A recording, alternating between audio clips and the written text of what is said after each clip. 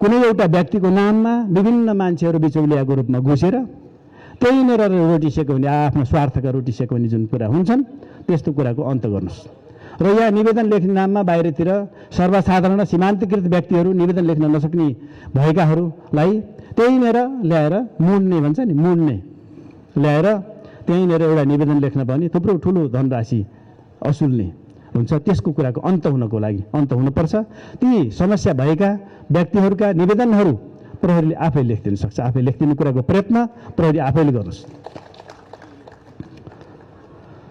त्यसको साथसाथै संस्थाहरू हुनुहुन्छ, यहाँ संस्थाहरू हुनुहुन्छ, नेपाल लयर्सको संस्था होला, अरू संस्था होला, विभिन्न संस्थाहरूले त्यस्तो भोलिन्टियरहरू जसले लिगल प्र्याक्टिस पनि गर्नुहुन्छ, जो धर्म कर्म पनि गर्नुहुन्छ, जो नागरिक सेवा समाज सेवा पनि गर्छु भन्नुहुन्छ भने उहाँहरूको एउटा ठाउँ राखिदिनु।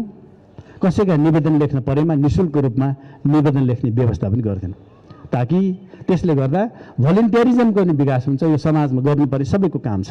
त्यस कारणले यो निवेदनको नाममा असुल्ने कुराको अन्त गर्दै त्यो निवेदन आफै लेख्ने अथवा सहयोगी संस्था मार्फत लेख्ने कुराको सुरुवातका साथसाथै विभिन्न बाहनामा एउटाको मुद्दा ल्याएर त्यहीँनिर उसैसित खाजा खाने, उसैको मोटरमा दिनभरि घुमि हिँड्ने प्रवृत्तिको पनि अन्त हुनुपर्ने भएकोले यसतर्फ यो तपाईँले आजैदेखि यहाँ म आज बोल्न यही मौका पाएँ, आज यहाँ बोल्दैछु र यही मेसेज नेपालभरिका मुद्दा चल्ने 225वटा युनिट छन्, ती सबै युनिटलाई यही सन्देश हो, सबैले अवलम्बन गरून्।